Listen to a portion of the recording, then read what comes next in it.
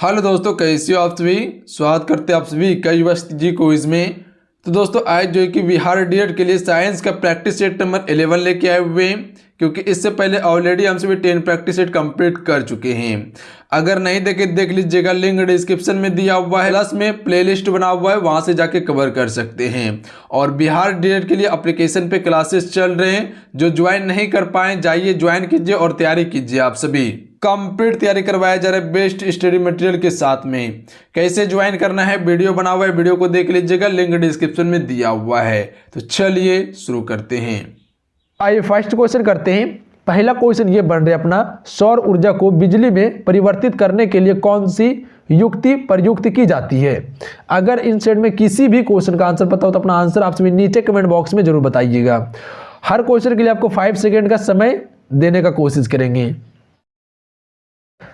तो इसका right answer option में समझेंगे प्रकाश वोल्टेज सेल का प्रयोग करते हैं। याद रखिएगा आप सभी, किसका प्रयोग करते हैं, प्रकाश वोल्टेज सेल का। अगला क्वेश्चन कर लेते हैं क्वेश्चन नंबर 2। क्वेश्चन नंबर 2 ये बन रहा है कि परमाणु बम के विस्फोट में भारी मात्रा में ऊर्जा किसके कारण निकलती है। तो राइट आंसर ऑप्शन में हो जाएंगे द्रव्यमान का ऊर्जा में परिवर्तन के कारण जो है कि परमाणु बम के विस्फोट में भारी मात्रा में ऊर्जा बाहर निकलती है। ए राइट आंसर रहेंगे, याद रखिएगा आप सभी। अगला क्वेश्चन कर लेते हैं। अगला क्वेश्चन ये बन रहा है कि निम्न में से कौन सा धातु अर्धचालक की तरह ट्रांजिस्टर में प्रयोग होती है। तो राइट आंसर ऑप्शन में भी जाएंगे जर्मेनियम का प्रयोग होती है। याद रखेंगे आप सभी, ऑप्शन में भी करेक्ट आंसर रहेंगे। देखिए जितने भी क्वेश्चन है सारे सिलेक्टेड क्वेश्चन है, आप सभी हर क्वेश्चन को याद करने का कोशिश कीजिएगा। अगला क्वेश्चन कर लेते हैं, किस अम्ल के मांसपेशियों में जमा होने के कारण मनुष्य को थकान महसूस होती है। तो राइट आंसर ऑप्शन में हो जाएंगे लैक्टिक अम्ल के जमाव के कारण। मानव शरीर के निम्नलिखित अंगों में से कॉर्निया किसका भाग है। तो देखिए कॉर्निया जो भाग है वो किसका भाग है, तो आंख का भाग है। Option number D right answer रहेंगे, याद रखिएगा। अगला प्रश्न है, निम्नलिखित में से कौन सा एक सुमेलित नहीं है। फ्रेंड 4 ऑप्शन आपके स्क्रीन पे दिए हुए, इनमें से कौन सा ऑप्शन एक सुमेलित नहीं है। चलिए बताएंगे आप सभी। क्वेश्चन नंबर 6 के लिए राइट आंसर क्या होगा। देखिए ऑप्शन क्या दिए हुए, डेसिबल जो है ध्वनि की प्रबलता की इकाई है, सत्य है। अश्व शक्ति शक्ति की इकाई है, सत्य है। समुद्री मील दूरी की इकाई है, यह भी सत्य है। सत्य नहीं है option number D pre Celsius उष्मा की इकाई है, ये गलत है। देखिए उष्मा की जो इकाई होती है वो जूल या कैलोरी में भी व्यक्त किया जाता है। याद रखिएगा आप सभी, जूल या तो कैलोरी, याद रखिएगा आप सभी उष्मा की इकाई। अगला प्रश्न है, ल्यूमेन किसका मात्रक है। फ्रेंड लूसेंट को आप सभी पढ़ेंगे, चलिए बताएंगे फटाक से इस क्वेश्चन का राइट आंसर क्या होगा। क्वेश्चन नंबर 7 के लिए राइट आंसर बताएंगे आप सभी।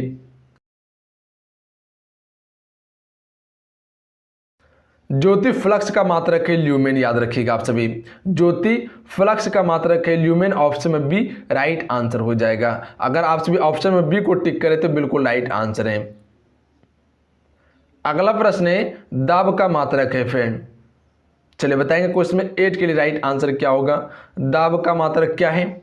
देखिए पूरा जो लूसेंट का फिजिक्स है सारा क्वेश्चन को कंप्लीट करवा देंगे हम एक एक करके। जैसे आपका साइंस में फिजिक्स, बायो, केमिस्ट्री, ये सारा चीज कंप्लीट करवाया जाएगा ताकि आपका एग्जाम में एक भी क्वेश्चन ना छूटे।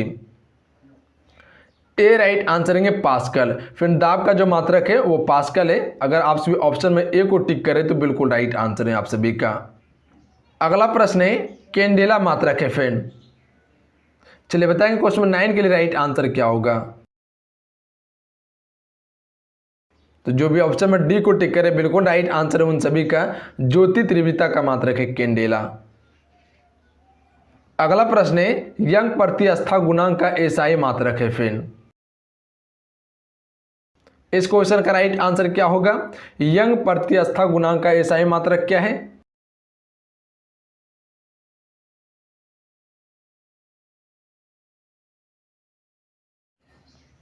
देखिए इसका राइट आंसर ऑप्शन में से हो जाएंगे न्यूटन प्रति मीटर स्क्वायर कर लीजिएगा।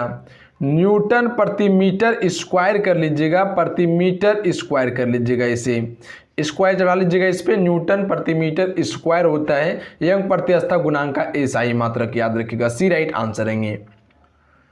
अगला प्रश्न है, निम्नलिखित युग्मों में से किन भौतिक राशियों के समान विमीय सूत्र नहीं है फ्रेंड?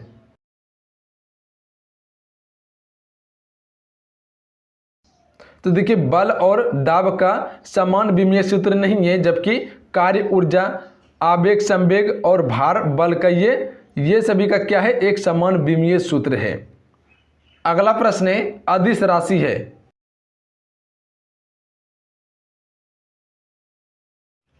तो फ्रेंड आप सबको बताऊंगे, अदिश राशि उसे कहा जाता है जिसकी कोई निश्चित दिशा नहीं होती है। जैसे ऊर्जा की कोई निश्चित दिशा नहीं है। जैसे लंबाई की कोई निश्चित दिशा नहीं होती है, याद रखिएगा आप सभी। जिसकी कोई निश्चित दिशा नहीं होती है उसे हम सभी क्या कहते हैं, अदिश राशि कहते हैं। और जिसकी एक निश्चित दिशा होती है उसे हम सभी सदिश राशि कहते हैं। जैसे बल आघूर्ण, ये क्या है, एक सदिश राशि है। संवेग, ये एक सदिश राशि है, याद रखिएगा आप सभी। अदिश राशि की बात करें तो ऊर्जा, जिसकी कोई निश्चित दिशा नहीं होती है, यानी ऑप्शन में ए राइट आंसर है। अगला प्रश्न है, निम्नलिखित में से सदिश राशि है फ्रेंड?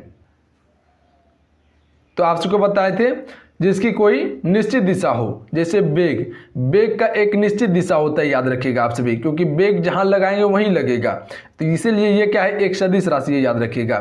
द्रव्यमान, समय, लंबाई, ये सभी क्या है, एक अदिश राशि है। इसकी कोई निश्चित दिशा नहीं होती है। अगला प्रश्न है, पदार्थ के संवेग और वेग के अनुपात से कौन सी भौतिक राशि प्राप्त की जाती है फ्रेंड? चलिए बताएंगे इस क्वेश्चन का राइट आंसर क्या होगा। पदार्थ के संवेग और वेग के अनुपात से कौन सी भौतिक राशि प्राप्त की जाती है फ्रेंड?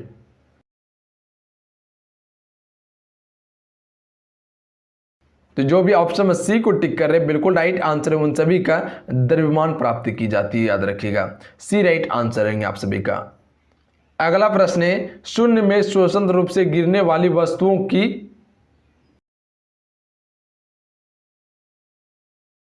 वेग समान होता है, याद रखिएगा आप सभी।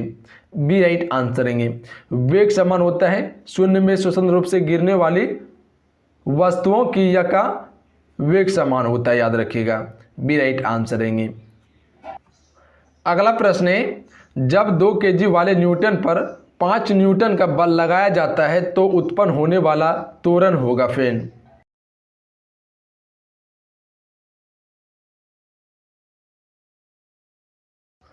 राइट आंसर ऑप्शन में भेजेंगे 2.5 मीटर प्रति सेकेंड स्क्वायर होगा, याद रखिएगा। ए राइट आंसर हो जाएंगे। जो भी ऑप्शन में ए को टिक करे तो बिल्कुल राइट आंसर है 2.5 मीटर प्रति सेकेंड स्क्वायर। अगला प्रश्न है, किसी भी स्थिर या गतिशील वस्तु की स्थिति और दिशा में तब तक कोई परिवर्तन नहीं होता है जब तक उस पर कोई बाह्य बल सक्रिय ना हो। ये है,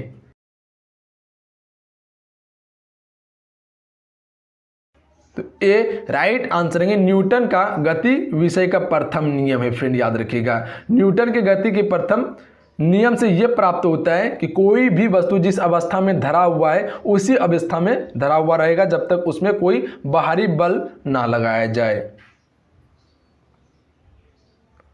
अगला प्रश्न है, रॉकेट ... के सिद्धांत पर कार्य करता है। डी राइट आंसर है संवेग संरक्षण के सिद्धांत पर। तो याद रखिएगा डी राइट आंसर है। जो भी ऑप्शन में डी को टिक करे बिल्कुल राइट आंसर है। देखिए, संवेग संरक्षण के सिद्धांत पर रॉकेट कार्य करता है, याद रखिएगा। अगला प्रश्न है, अश्व यदि एकाएक चलना प्रारंभ कर दे तो अश्वारोही के गिरने की आशंका का कारण है।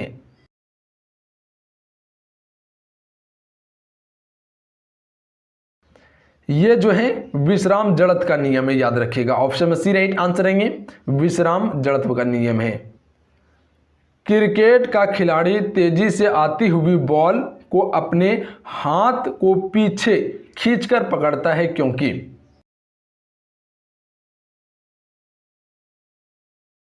ए राइट आंसर है, बॉल विश्राम की स्थिति में आ सकती है इसलिए किया जाता है ताकि हाथ में चोट कम लगे। इसलिए जो है कि क्रिकेट के जो खिलाड़ी होते हैं जब बॉल आती है तो वो पीछे हाथ करके पकड़ते हैं ताकि चोट कम पड़े, विश्राम की गति में आ पाए।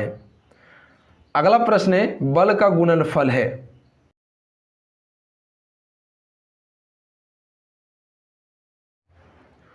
सी राइट आंसर है, द्रव्यमान और त्वरण का।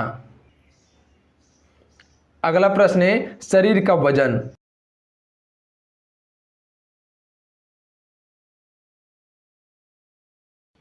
देखिए राइट आंसर ऑप्शन में भेजेंगे ध्रुव पर अधिकतम होता है, याद रखिएगा फ्रेंड्स। शरीर का जो वजन है ध्रुव पर अधिकतम होता है, ऑप्शन में बी राइट आंसर रहेंगे। अगला प्रश्न है किसी मनुष्य का भार पृथ्वी पर यदि 600 न्यूटन है तब चंद्रमा पर उसका भार कितना होगा। फ्रेंड आपसे को बताओगे पृथ्वी का द्रव्यमान जो है चंद्रमा के द्रव्यमान का 1/6 है। अगर कोई भी चीज़ पृथ्वी पर अगर 600 किलोग्राम है तो उसका चंद्रमा पर वजन जो होगा वो 1 किलोग्राम होगा, याद रखिएगा। तो यदि पृथ्वी पर 600 न्यूटन है तो चंद्रमा पर उसका भार 100 न्यूटन होगा, यानी डी राइट आंसर है, याद रखिएगा आप सभी 100 न्यूटन। अगला प्रश्न है पृथ्वी की सतह पर किसी का भार 29.4 न्यूटन है तब उसका द्रव्यमान कितना होगा।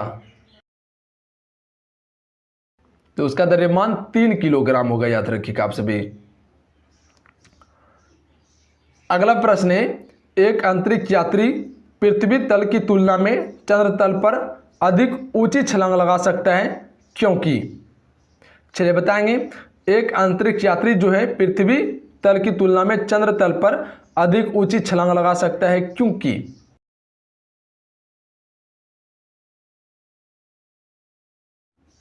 सी राइट आंसर हो जाएंगे चंद्र तल पर गुरुत्वाकर्षण बल पृथ्वी तल की तुलना में अतिलप है। मतलब कि जो कि चंद्र तल पर गुरुत्वाकर्षण का बल काम नहीं करता है, नियम काम नहीं करता, जबकि पृथ्वी पर गुरुत्वाकर्षण का नियम काम करता है, जिसके कारण से पृथ्वी पर कम छलांग लगाया जाता है और चंद्र तल पर अधिक छलांग लगाया जाता है क्योंकि वहां गुरुत्वाकर्षण है ही नहीं। अगला क्वेश्चन देखिए जिसका आंसर आपको नीचे कमेंट बॉक्स में बताना है। 1 किलोग्राम राशि का वजन होता है। 4 ऑप्शन आपके स्क्रीन पे हैं। 4 ऑप्शन में आपको अपना आंसर नीचे कमेंट बॉक्स में बताना है। बताइएगा इस क्वेश्चन का राइट आंसर क्या होगा। तो चलिए आज के इतना ही। आज के इस लेक्चर में 25 क्वेश्चन को कवर किए हैं। आज का ये क्लास कैसा लगा आप सभी को नीचे कमेंट बॉक्स में जरूर बताइएगा। अगर आज का ये क्लास अच्छा लगा, हेल्पफुल लगा तो आज के इस क्लास को लाइक और शेयर जरूर कीजिएगा अपने दोस्तों में। देखिए लाइक करके जाइएगा क्योंकि एक लाइक आपका मोटिवेशन करवाता है, तो लाइक जरूर कीजिएगा आप सभी। और जो चैनल पर नए हैं चैनल को सब्सक्राइब करने के बाद घंटी को प्रेस कर लीजिएगा और नोटिफिकेशन ऑन कर लीजिएगा ताकि जब भी क्लास हो नोटिफिकेशन आपसे ऊपर प्राप्त हो सके। तो चलिए जय हिंद, वंदे मातरम, ध्यान रखिएगा, पढ़ाई करते रहिएगा। जय हिंद।